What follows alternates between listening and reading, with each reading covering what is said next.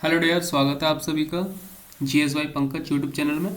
और आज की क्लास जो है ये होने वाली है झारखंड PCS को लेके और साथ ही साथ झारखंड CGL एग्जाम को लेके।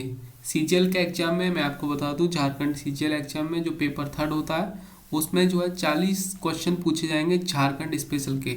और साथ ही साथ झारखंड PCS में जो है आगामी PCS एग्जाम 2021 में हुआ था विगत वर्ष में। अब जो है झारखंड PCS का नोटिफिकेशन आने ही वाला है नेक्स्ट ईयर के लिए।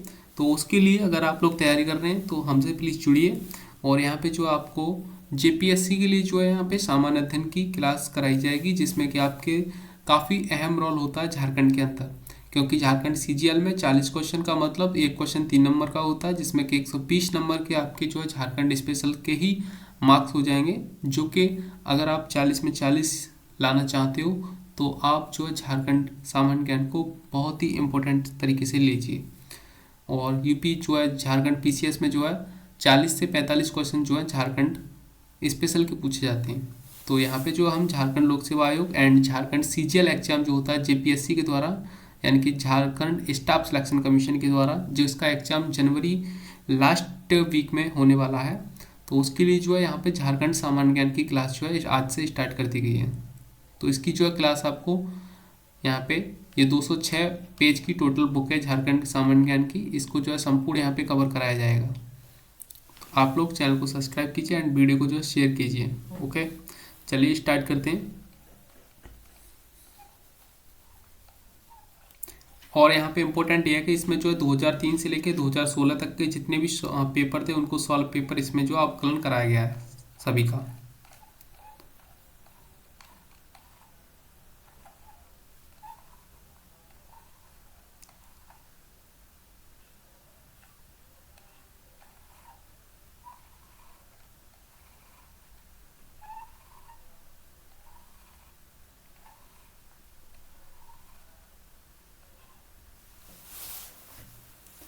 तो भाई जो भी झारखंड CGL, झारखंड पुलिस जिसमें कि वैकेंसी आई हुई है, आज नोटिफिकेशन आउट हो चुका है उसका।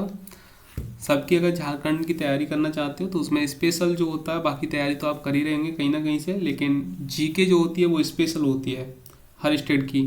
तो यहाँ पे जो मैं आपको स्टेट स्पेशल GK कराऊंगा झारखंड की। तो आप लोग प्लीज़ इसको जो है शेयर कीजिए एंड चैनल को सब्सक्राइब कीजिए। बाकी आप सेशन को जो है 2 से 3 बार जरूर जो है रिवाइज कीजिए।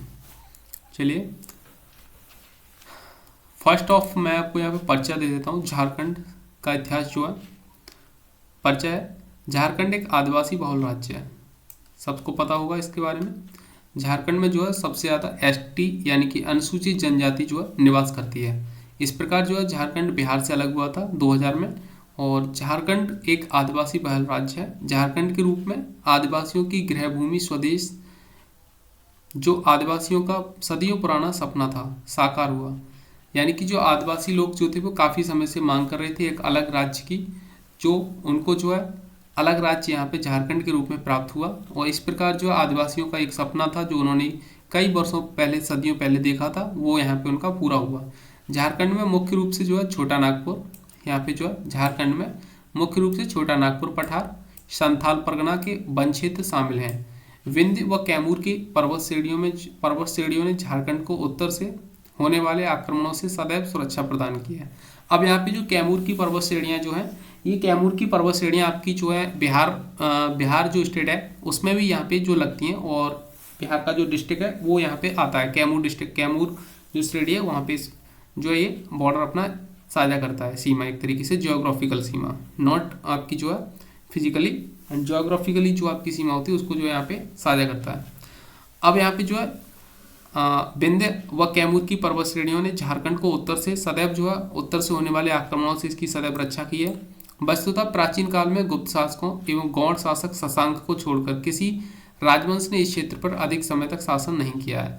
यानी कि अगर प्राचीन काल में देखा जाए इतिहास में, तो यहाँ पे गुप्त शासकों में जो है गौड़ शासक और शशांक, गौड़ शासक शशांक को छोड़कर किसी भी राजवंश ने जो है अधिक समय तक इस इलाके में जो है शासन नहीं किया।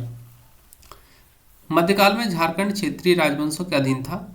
आरंभ में उभरने वाले राजवंशों में प्रमुख थे छोटा नागपुर, खासकर नागवंश, पलामू का रक्सैल वंश तथा सिंहभूमि का सिंह वंश।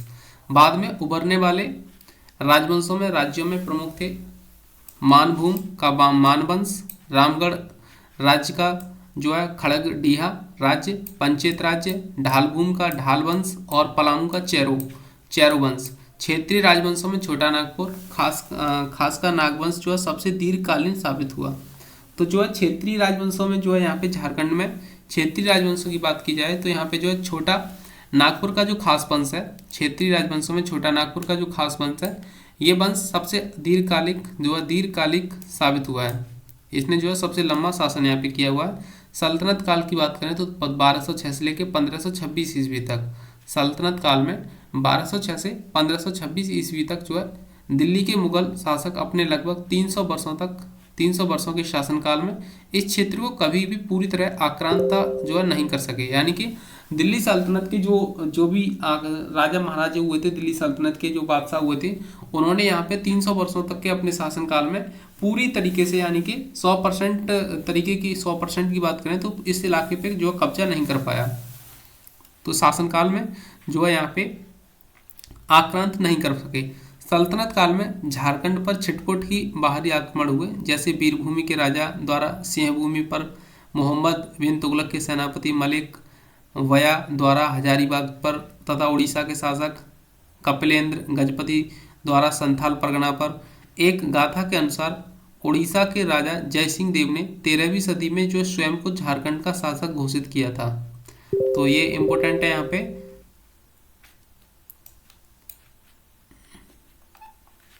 एक मिनट,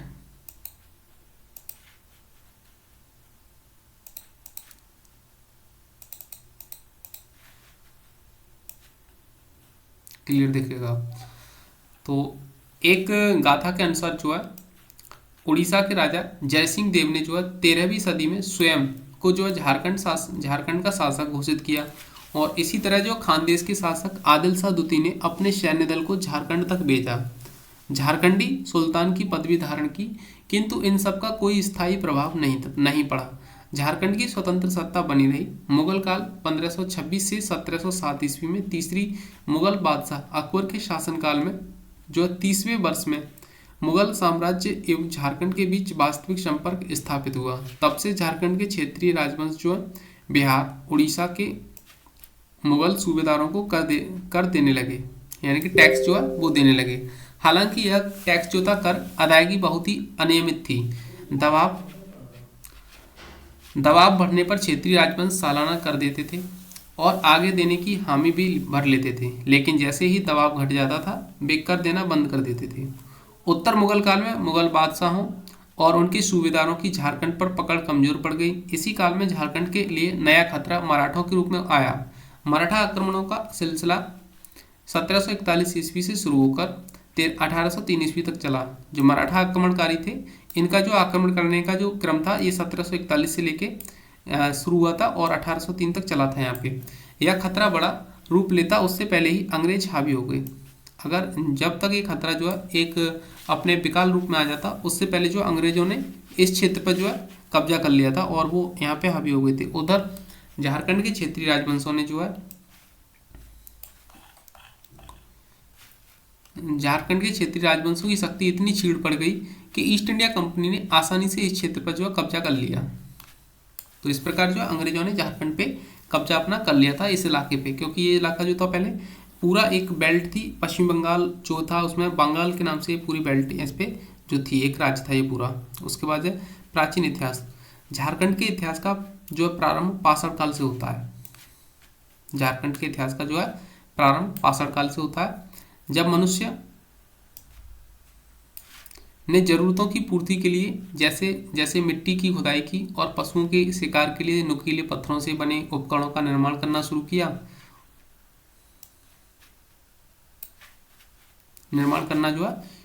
यहाँ पे। और उस काल में झारखंड क्षेत्र में मानव विकास के व्यापक साक्ष्य पुरातत्विक खुदाई के दौरान प्राप्त हुए। यहाँ पर पाषाण काल के दो कालों पूर्व तथा उत्तर पाषाण काल से संबंधित औजार प्राप्त हुए हैं। अब पूर्व पाषाण काल, इस काल में झारखंड का क्षेत्र घनघोर वनों से घिरा हुआ था। पूर्व पाषाण काल में जो है झारखंड का जो क्षेत्र था वो घनघोर वनों से घिरा हुआ था तथा वृक्षों की सघनता ऐसी थी कि साफ साफ कुछ भी दिखाई नहीं देता था, यानी काफी घने यहाँ पे जो थे वन थे। उस समय यहाँ भी अन्य स्थानों की तरह ही जैसे ऐसे मानवों का निवास था जो अर्धमानव अथवा आदि मानव कहलाते थे। उनके द्वारा प्रयोग में लाए जाने वाले मुख्य औजारों में पत्थर की कुल्हाड़ियों के फलक, चाकू और जो खुरपी के रूप में प्रयोग किए जाने वाले पत्थर के टुकड़े के अवशेष प्राप्त हुए हैं। और ये जो है अवशेष पुरातात्विक उत्खनन के क्रम में सिंहभूमि, रांची, संथाल परगना तथा हजारीबाग से प्राप्त हुए हैं। ये जो है सिंहभूम, रांची, संथाल परगना और हजारीबाग की जो है वर्तमान में झारखंड के जो है जिले हैं, जिसमें कि राजधानी रांची जो है यहाँ पे झारखंड की राजधानी है, कैपिटल है। अब ये जो पूर्व पाषाण काल हो गया, उसके बाद आता है उत्तर पाषाण काल। उत्तर पाषाण काल में जो है उत्तर पाषाण काल में इस काल को नव पाषाण काल भी कहा जाता है। यहाँ इस काल के अनेक अवशेष पाए गए हैं। संभवतः यह सिंधु घाटी में कांस्यकालीन संस्कृति का विकास हो रहा था। उस काल में छोटा नागपुर में नव पाषाण संस्कृति विकसित हो रही थी। यहाँ चिकने पॉलिश किए गए पाषाण शिल्प उपकरण तथा कुठार प्राप्त हुए हैं। नव पाषाण काल से संबंधित यहाँ जो वस्तुएं प्राप्त हुई हैं उनमें मुख्य है कुठार, सेल्ट, क्या है कुठार, सेल्ट, छेनी, चाकू, लोहा और तांबा की आरी। एक बात तो ध्यान देने योग्य है, वह यह है कि यहाँ से प्राप्त इस काल के अधिकांश पाषाण उपकरण पॉलिशदार हैं। कैसे उपकरण मिले यहाँ से? पॉलिशदार उपकरण मिले हुए हैं। और नवपाषाण काल युग से जो है संबंधित 12 प्रकार के हस्त कुठार भारत में पाए गए हैं। इनमें से लगभग सभी प्रकार के हस्त कुठार छोटा नागपुर में पाए गए हैं। उपरोक्त काल में पाए गए अवशेषों से तत्कालीन इतिहास की विस्तृत जानकारी तो प्राप्त नहीं होती, किंतु आदिमानव के जीवन के साक्ष्य और उसमें जो आने वाले क्रमिक परिवर्तनों के संकेत अवश्य यहाँ से जो है मिलते हैं। लोह युग की बात करें तो उत्तर वैदिक काल में लोहे का जो उपयोग होना शुरू हो चुका था। उत्तर वैदिक काल की रचना ऐत्रेय ब्राह्मण में ही सर्वप्रथम झारखंड का नाम पुंड्र मिलता है। तो ये इंपोर्टेंट यहाँ से क्वेश्चन बन सकता है कि सर्वप्रथम झारखंड का नाम जो है ऐत्रेय ब्राह्मण ग्रंथ में मिलता है, किस नाम से? तो वैदिक काल की रचना ऐत्रेय ब्राह्मण में सर्वप्रथम जो है झारखंड का नाम क्या मिलता है? पुंड्र के नाम से। पुंड्र के नाम से झारखंड का नाम मिलता है। यहाँ पाई जाने वाली एक जनजाति असुर को, कौन सी जनजाति पाई जाती है यहाँ पे? असुर जनजाति पाई जाती है। और इसी को जो है असुर जनजाति को इस काल से जोड़कर देखा जाता है, क्योंकि असुर जनजाति का मुख्य कार्य लोहा गलाकर उससे औजार तैयार करना रहा है। अतः इससे स्पष्ट होता है कि यहाँ पर लोह युग का भी विकास हुआ होगा। और वर्तमान में जो है देखा जाए तो छोटा नागपुर का पठार, अभ्रक वगैरह और इन सब के लिए काफ़ी फेमस है लोह युग के लिए। बाकी जो है ज्योग्राफी के सेगमेंट में उसको अच्छे से देखेंगे तो इससे स्पष्ट होता है कि यहाँ पर लोह युग का विकास हुआ होगा। अब वैदिक युग की बात करते हैं। झारखंड से संबंधित किसी भी ऐतिहासिक तथ्य का जो संबंध है, झारखंड से संबंधित किसी भी ऐतिहासिक तथ्य का संबंध ऋग्वैदिक काल से अभी तक प्राप्त नहीं हुआ है। तो झारखंड से संबंधित कोई भी ऐतिहासिक तथ्य ऋग्वेद के काल से प्राप्त नहीं हुआ है, लेकिन ऐत्रेय ब्राह्मण ग्रंथ से प्राप्त हुआ है। पुंड्र नाम से झारखंड का नाम उल्लेख। उत्तर वैदिक काल में लोहे का प्रयोग होने लगा था, जिससे लोहे का कार्य करने वाली कुछ जनजातियां, विशेषकर असुर की चर्चा उत्तर वैदिक काल में ग्रंथ ऐत्रेय ब्राह्मण में है। जनजाति कौन सी है? असुर। और उत्तर वैदिक काल के ऐत्रेय ब्राह्मण ग्रंथ में इसकी चर्चा की गई है। धार्मिक आंदोलन देख लेते हैं। छठी सदी ईसा पूर्व में जो है जैन एवं बौद्ध धर्म आंदोलन हुए, जिसका व्यापक असर पड़ा। झारखंड भी इससे अछूता न रहा। बौद्ध धर्म का झारखंड पर गहरा असर पड़ा। झारखंड के विभिन्न स्थानों से बौद्ध धर्म संबंधी अवशेष मिले हैं, और असर पड़ेगा भी क्यों नहीं, क्योंकि पहले जो झारखंड था ये बिहार का पार्ट था। और कब? जब भगवान बुद्ध यहाँ पे रहते थे, तो वो तो बहुत साल पहले की बात है। तो इसीलिए जो है झारखंड, ये पूरी बेल्ट जो थी, भगवान बुद्ध यहाँ पे घूमे फिरे थे और उनके जो है धर्म का ऑलरेडी यहाँ पे काफ़ी अच्छा प्रभाव था। तो यहाँ पे अवशेष मिले हैं, किसके? बौद्ध धर्म संबंधी अवशेष मिले हैं। मूर्तियाँ गांव पलामू से एक सिंह शीर्ष मिला हुआ है, जो कि सांची स्तूप के द्वार पर उत्कीर्ण सिंह शीर्ष से मिलता जुलता है। करुआ ग्राम इंपोर्टेंट है। करुआ ग्राम में एक बौद्ध स्तूप मिला है। आज का धनबाद जिला बौद्ध धर्म का एक महत्वपूर्ण केंद्र था। धनबाद जिला जो है झारखंड का, ये बौद्ध धर्म का एक महत्वपूर्ण केंद्र था। धनबाद के दियापुर, दालमी व बौद्धपुर से जो है कई बौद्ध स्मारक मिले हैं, जिनमें बौद्धपुर का बुद्धेश्वर मंदिर उल्लेखनीय है। घोलमारा पुरुलिया के जो है निकट से प्रस्तर की एक खंडित बुद्ध मूर्ति मिली है। कहाँ से? घोलमारा पुरुलिया के निकट से जो है प्रस्तर की एक खंडित बुद्ध की मूर्ति मिली है। सूर्यकुंड बरही के निकट हजारीबाग से जो है बुद्ध की प्रस्तर मूर्ति मिली है। और बेलवादाग ग्राम खूंटी रांची जिला में एक बौद्ध विहार का अवशेष मिला है। जौनहा जलप्रपात पहुंचने वाली ढलान से एक बुद्ध प्रतिमा मिली है। कंटुआ ग्राम बानो रेलवे स्टेशन गुमला जिला से जो है एक बुद्ध प्रतिमा मिली है। पटम्मा ग्राम जमशेदपुर से जो है 2 बुद्ध मूर्ति मिली हुई है। पटम्मा ग्राम कहाँ पे है? जमशेदपुर में पड़ता है। यहाँ से भी जो 2 बुद्ध की मूर्तियाँ मिली हैं। और ईचागढ़ सरायकेला और खरसांबा जिला से जो है तारा बौद्ध देवी की मूर्ति मिली है। तारा बौद्ध देवी की मूर्ति कहाँ से मिली है? सरायकेला खरसांबा जिला से। और ये स्थान कौन सा है? ईचागढ़ स्थान है, सरायकेला खारसावा जिला है, जहाँ से तारा बौद्ध देवी की मूर्ति मिली है, जिसे जो है रांची संग्रहालय में रखा गया है वर्तमान में। अब यहाँ पे जैन धर्म, ये तो बौद्ध धर्म हो गया। अब जैन धर्म आता है। बौद्ध धर्म के बाद जो जैन धर्म की एंट्री होती है। जैन धर्म का भी झारखंड पर गहरा प्रभाव पड़ा। जैनियों के 23वें तीर्थंकर पार्श्वनाथ का निर्माण 717 ईसा पूर्व में गिरडीह जिला के इसरी के निकट एक पहाड़ पर हुआ, जिसका नामकरण उन्हीं के नाम पर पारसनाथ पहाड़ पड़ा। और इसको लेके हाल ही में जो है काफ़ी एक आंदोलन भी किया गया था, क्योंकि झारखंड सरकार ने वहाँ पे जो है टूरिज्म जो है घोषित कर दिया था। एक तरीके से वहाँ पे जो है कॉरिडोर बनाया जा रहा था टूरिज्म के लिए,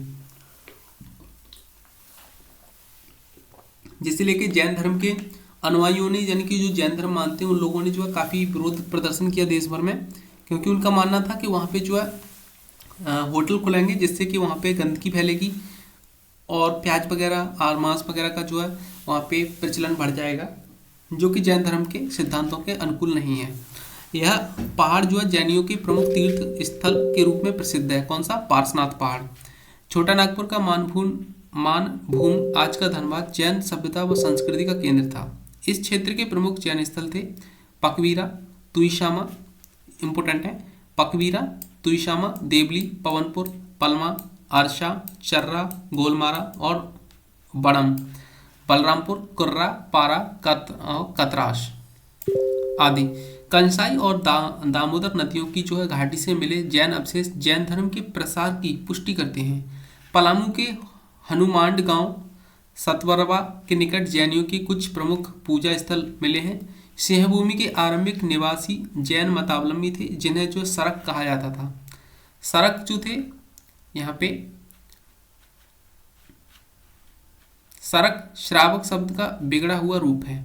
श्रावक गृहस्थ जैन मतावलंबी को कहा जाता था। बाद में हो जनजाति के लोगों ने इन्हें जो है सिंहभूमि से निकाल बाहर किया।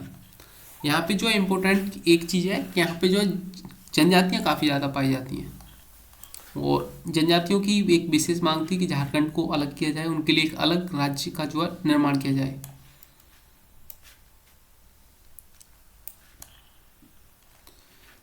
मौर्य काल।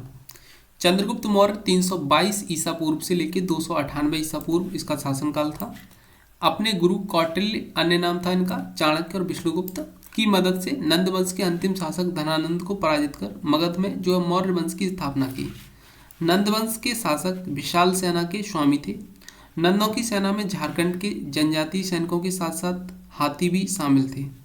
वास्तव में मगध की सैन्य सफलता का एक महत्वपूर्ण कारण इसमें शामिल जनजातीय तत्व भी था। नंद वंश का विनाशक और मौर्य वंश का संस्थापक चंद्रगुप्त मौर्य झारखंड क्षेत्र से परिचित था। कौटिल्य ने अपने ग्रंथ अर्थशास्त्र में इस क्षेत्र को कुक्कुट या कुक्कुट देश कहा है। किस क्षेत्र को? झारखंड के क्षेत्र को जो है कौटिल्य ने अपने ग्रंथ अर्थशास्त्र में कुक्कुट या कुक्कुट देश कहा है। कौटिल्य के अनुसार कुक्कुट देश में गणतंत्रात्मक शासन प्रणाली थी। जनजातियों को नियंत्रण में रखने, मगध के हित में उनका उपयोग करने तथा मगध के शत्रुओं से उनके गठबंधन को रोकने के उद्देश्य से आटविक नामक पदाधिकारी की नियुक्ति की गई थी। आटविक के अधीन नागाध्यक्ष वनाध्यक्ष, नागपाल, वनपाल जैसे अन्य पदाधिकारी थे। मगध से दक्षिण भारत की ओर जाने वाला व्यापारिक मार्ग झारखंड से होकर गुजरता था, इसीलिए झारखंड का व्यापारिक महत्व था। कौटिल्य ने लिखा है कि इंद्रावनक की नदियों से हीरे प्राप्त किए जाते थे। इंद्रावनक संभवतः ईव एवं शंख नदियों का इलाका था। चंद्रगुप्त मौर्य के पोते अशोक 273 से 232 ईसा पूर्व जो इन्होंने शासनकाल किया का यहाँ की जनजातियों पर अप्रत्यक्ष नियंत्रण था। अशोक के 13वें शिलालेख में अशोक के सीमावर्ती राज्यों की सूची मिलती है, जिसमें से एक आटविक आटव था।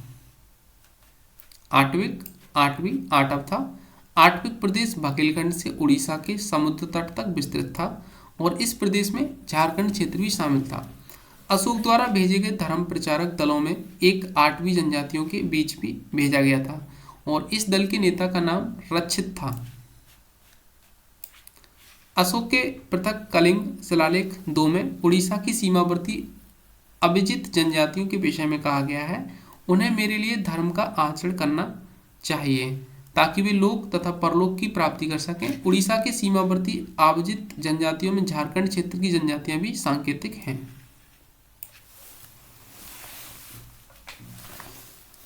ये सेशन आपका झारखंड सीजीएल, झारखंड आपके जो भी जेएसएससी के किसी भी एग्जाम के पॉइंट ऑफ व्यू से बहुत ही इंपॉर्टेंट है। और आज जो झारखंड पुलिस का नोटिफिकेशन आ चुका है, 4919 पद है उसमें, उसके लिए आप यहाँ से जो तैयारी कर सकते हो। मौर्योत्तर काल देख लेते हैं। और इस काल की सर्वाधिक महत्वपूर्ण बात यह थी कि भारत की पश्चिमी विश्व के देशों के साथ व्यापार में अभूतपूर्व उन्नति। झारखंड के क्षेत्र में इस काल के कुछ सिक्कों के पाए जाने से आभास होता है कि इस काल के शासकों का इस क्षेत्र में शासन रहा होगा। क्षय भूमि में रोमन सम्राटों के सिक्के पाए गए हैं। चाईबासा में इंडो सीथियंस सिक्के प्राप्त हुए हैं। रांची जिले में कुषाण काल के ईसा की प्रथम तथा द्वितीय शताब्दियों के सिक्के मिले हैं। तीसरी शताब्दी का भी एक पूरा कुषाण सिक्का यहीं से प्राप्त हुआ है और इन सिक्कों पर किसी राजा का नाम नहीं है। गुप्त काल। कुषाणों के पतन के बाद प्रयाग व पाटलिपुत्र में शक्तिशाली गुप्तों का उदय हुआ। गुप्त वंश का सबसे महान शासक समुद्रगुप्त जो कि 355 से 80 ईसा पूर्व था। समुद्रगुप्त के दरबारी कवि हरिशरण द्वारा रचित प्रयाग प्रशस्ति में जो है समुद्रगुप्त की सामरिक विजयों का वर्णन मिलता है और इन विजयों में से एक आटविक विजय थी। कौन सी विजय थी? आटविक, जिसका उल्लेख जो है अशोक के शासनकाल में भी था। बघेलखंड से उड़ीसा के समुद्र तट तक फैले आटविक प्रदेश में झारखंड क्षेत्र भी शामिल था। समुद्रगुप्त ने जो है आटविक प्रदेश के शासक को पराजित किया और उसके साथ परिचारकीकृत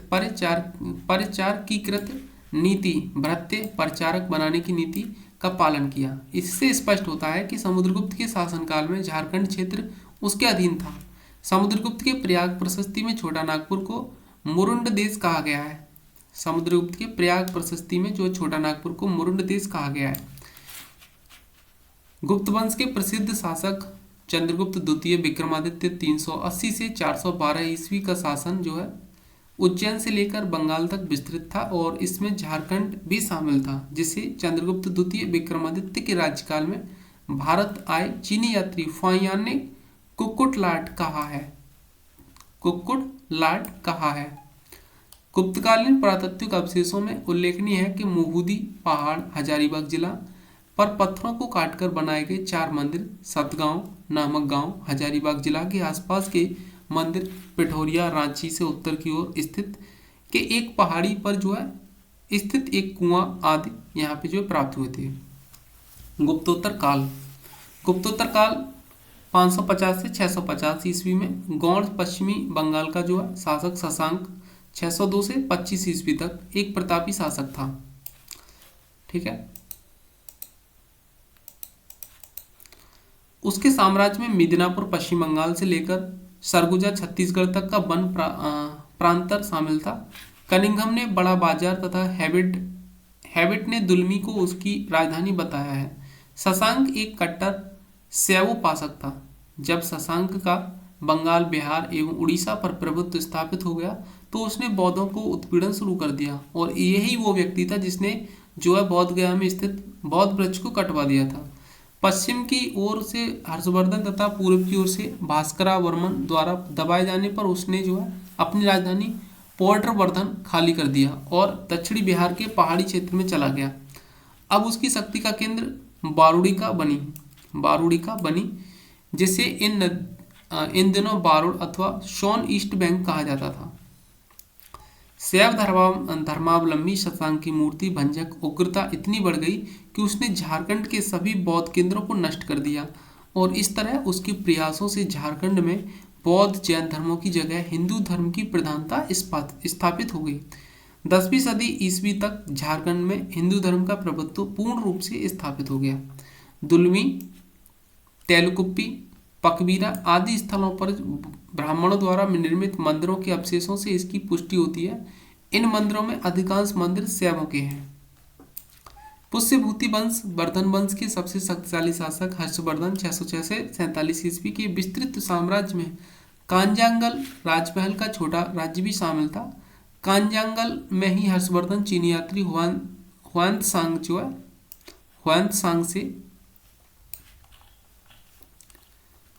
हुआनत्सांग से जो पहली बार मिला और उसने उससे बहुत प्रभावित हुआ। बाद में उन दोनों का वर्षों साथ रहा। पूर्व मध्य काल, इस काल में छोटा नागपुर में ऐतिहासिक राजवंशों के अतिरिक्त जनजाति राज्यों की भी स्थापना हुई। यहाँ के जनजातियों में मुंडाओं की प्रधानता थी और राज्य निर्माण का कार्य भी सर्वप्रथम उन्होंने ही शुरू किया। रीता मुंडा प्रथम मुंडा नेता था जिसने जो है इस क्षेत्र में जनजातीय राज्य निर्माण की प्रक्रिया शुरू की। इसने तूतिया पाहन को मुंडाओं का शासक चुना। शूतिया ने जो है नव स्थापित राज्य का नामकरण किया। सूतिया नागखंड उसने जो है अपने राज्य को 7 गढ़ों में विभक्त किया। ये थे लोहागढ़, लोहरदग्गा, हजारीबाग, पालनगढ़, पलामू, मानगढ़, मानभूम, सिंहगढ़ और कैसलगढ़ और सुरजूगढ़ सुरगज्जा। इन 7 गढ़ों को उसने जो है 21 परगनों में विभक्त किया और इनमें से कुछ परगनों के नाम आज भी पूर्ववर्त हैं। स्पष्ट है कि सूतिया पाहन द्वारा स्थापित यह राज्य प्रायः संपूर्ण छोटा नागपुर क्षेत्र में विस्तृत था, किंतु यह राज्य स्थायी सिद्ध नहीं हुआ क्योंकि बौद्ध और जैन धर्मों के प्रचार प्रसार के साथ साथ ही आर्य जातियां इस क्षेत्र में प्रविष्ट होने लगी थीं। मौर्य काल से लेकर वर्धन काल तक नवागंतुकों की संख्या निरंतर बढ़ती गई तथा इन्हीं में से कुछ ने छोटा नागपुर के विभिन्न भागों में नए नए राज्यों की स्थापना की। इनमें प्रमुख थे पलामू, सुरगुज्जा, कोराम्बे तथा बैरबे के रक्षाल राज्य, छोटा नागपुर खास के नागवंशी राज्य और पोरहट के सिंह राज्य अन्य उल्लेखनीय राज्य थे। पंचेत और क्योंझर भी यहाँ पे थे। छोटा नागपुर खास जनजातियों का प्रमुख क्षेत्र था, अतः यहाँ स्थापित नागवंश राज्य का संपूर्ण छोटा नागपुर में प्रमुख स्थान था। खुखरा नागवंश की संभवतः प्रारंभिक राजधानी थी और इस वंश की स्थापना 10वीं शताब्दी में मानी जाती है। फुड़ेक मुकुट राय इस वंश का प्रथम शासक था। अपने समकालीन अनेक राजाओं को इसने जो परास्त किया। सुनतियाम्बे को इसने जो अपनी राजधानी बनाया और वहां एक सूर्य मंदिर का निर्माण करवाया। इसने अपने शासनकाल में जो अनेक गैर आदिवासियों को निमंत्रित कर अपने राज्य में बसाया जो उसके उदार व्यक्तित्व को परिचायक है। इसी वंश के चौथे शासक प्रताप राय ने राजधानी सुनत्याम्बे से स्थानांतरित कर चूटिया में स्थापित की। इसी वंश के शासक भीमकर्ण ने चूटिया की जगह खुखरा को अपनी राजधानी बनाया क्योंकि चूटिया बंगाल पर आक्रमण करने वाले तुर्क आक्रमणकारियों के मार्ग के निकट था और इस राजा का रक्षाल राजाओं से युद्ध हुआ जिसमें इसकी विजय हुई। पलामू और उसके दक्षिणी पूर्व भाग पर रक्षालों का आधिपत्य था। ये अपने को हाय वंशीय राजपूत कहते थे। उनका शासन दीर्घकाल तक बना रहा। बाद में वे चेरों द्वारा अपदस्थ कर दिए गए। सरगुजा पर भी रक्षलों की एक शाखा का शासन था। संभवतः इस काल में खारवार, गौंड, किसान, कोरबा और परहिया पलामू की प्रमुख जनजातियां थीं। इनमें खरवारों की संख्या अधिक थी और सरगुजा से लगे पहाड़ी क्षेत्र पर इनका एकाधिकार था। इसी काल में संभवतः दहला के कलचूरिया ने पलामू के कुछ सीमावर्ती भागों पर कब्जा कर लिया था, किंतु पलामू के शेष भागों में जो है रक्सैलों की प्रधानता थी। 16वीं शताब्दी के प्रारंभ में चेरों के आगमन तक पलामू में रक्सैलों की प्रधानता बनी रही। रक्सैलों ने देवगन तथा कुंडेलवा में किले बनवाया और इन्हें अपनी मुख्यालय बनाया। सिंह भूमि को पोरहट के सिंह राजाओं की भूमि कहा जाता है और इसके नाम के विषय में सिंह वंश और हो जनजातियों में मतभेद है। सिंह वंश के लोगों का कहना है कि इस क्षेत्र का नामकरण उन्होंने ही सिंह भूमि नाम से किया, जबकि हो जनजाति के लोगों का कहना है कि उन्होंने इस क्षेत्र का नाम सिंह भूमि अपने देवता सिंगवोगा के नाम पर रखा। जनजातीय मत ही सर्वाधिक मान्य है, क्योंकि जनजातियों में पर्वत, पहाड़ों और देवियों के नाम अपने देवी देवताओं के नाम पर रखने की परंपरा रही है। सिंहभूमि के सिंह राजाओं के विषय में कई अभिमत प्रकट किए गए हैं। यहाँ इनकी 2 शाखाओं के शासन करने का उल्लेख मिलता है। प्रथम शाखा का संस्थापक काशीनाथ सिंह था और इस शाखा का शासनकाल 8वीं शताब्दी से संभवतः 13वीं शताब्दी तक प्रारंभ तक माना जाता है। इनके विषय में कहा जाता है कि ये पश्चिमी भारत से आए राठौर वंश के राजपूत थे और उन्होंने पोरहट राज्य की स्थापना की। उन पर बहुत दिनों तक जो है छोटा नागपुर खास के नगवंशियों का प्रभाव बना रहा। दुर्भाग्यवश इस वंश की पहली शाखा को जो शाखा के क्रियाकलाप का कोई वर्णन उपलब्ध नहीं है। दूसरी शाखा का शासनकाल 13वीं शताब्दी के प्रारंभ से शुरू होता है और इस शाखा के प्रथम शासक के रूप में दर्प नारायण सिंह का नाम उल्लेख मिलता है। इसी शाखा के एक शासक काशीराम सिंह के काल में वोनोई क्षेत्र में पोरहट के नाम से नई राजधानी स्थापना हुई। काशीराम के उत्तराधिकारी अच्युत सिंह के समय में राज्य की आराध्य देवी के रूप में पौरी देवी की प्राण प्रतिष्ठा की गई थी।